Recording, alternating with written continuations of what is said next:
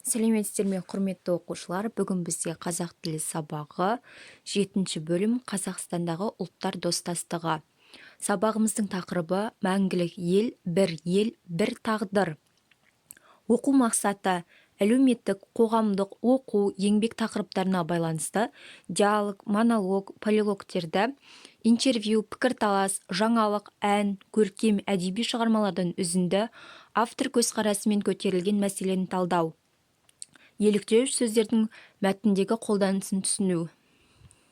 Сабағымыздан күтілетін нәтиже әлеуметтік, қоғамдық, оқу, еңбек тақырыптарына байланысты диалог, монолог, полилогтерді автор көзқарасымен көрсетілген мәселені талдайды. Еліктеуіш сөздердің мәтіндегі қолданысын түсінеді. Оқылым мәтіні 104-ші бет. Мәңгілік ел, бір тағдыр. Мәңгілік ел идеясы халықтың әл-ауқатын жақсартып, ынтымағын арттыратын, елдің дамудың жаңа сатысына жетелейтін жаңа қадам.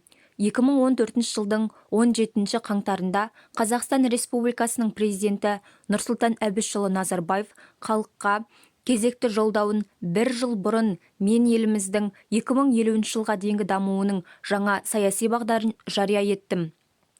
Басты мақсат Қазақстанның дамыған 30 елдің қатарына қосылуы. Ол мәңгілік Қазақстан жобасы. Ел тарихында біз аяқ басатын жаңа дәуірдің кемел келбеті деп бастады.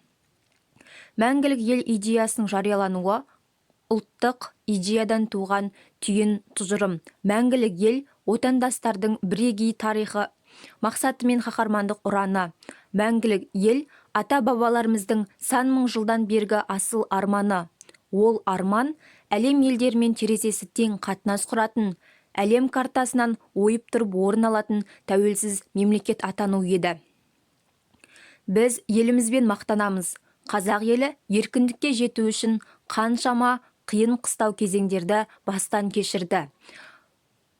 Мыңдаған жылдық тарихы бар Қазақстан тәуелсіздік алды. Тәуелсіздікке қол жеткізгеннен гөрі оны ұстап тұру әлде қайда қиын. Өзара алауыздық пен жан-жаққа тартатын берекесіздік талай елдің тағдырын құрдымға жіберген. Тіршілік төзіне төтеп бере алмай, жер бетінен ұлт ретінде жойылып кеткен елдер қаншама. Біз өзгенің қателігінен, өткеннің тағылымынан сабақ ала білуге тиіспіз. Ой түрткі, мәтін туралы қысқаша айтып беру және мәңгілік ел идеясының мәні неде? Келесі сұрақ: тәуелсіздік сақтап қалу жолында не істеу керек деп ойлайсыңдар? Балалар, сұрақтарға жауап береміз. Тілдік мақсаттың тақырыбы еліктеу сөз. Еліктеу сөз дегеніміз әрбір дыбысқа, құбылысқа еліктеу және олардың бейнесін елестету мәніндегі сөз табы. Сөйлемде, мәтінде еліктеу сөздер көмекші етістікпен тіркесіп, бейнеге не дыбысқа еліктеу мәнін білдіреді. Мысалы, осы бір жылдың ішінде Астанада бір-біріне ұқсамайтын, күн сәулесімен жарқ-жұрқ еткен, сән салтанаты келіскен ғимараттар салынды. Мұнда жарқ-жұрқ еткен еліктеу сөз болып тұр. Сондай-ақ еліктеу сөздерге жұрнақтар жалғанып, ол заттық, амалдық, қимылдық мәнде жұмсалады. Мысалы, мерекелік шараларда қазақ елінің көк байрағын желбіретіп тұрады. Желбіреп сөзі еліктеу сөз болып тұр.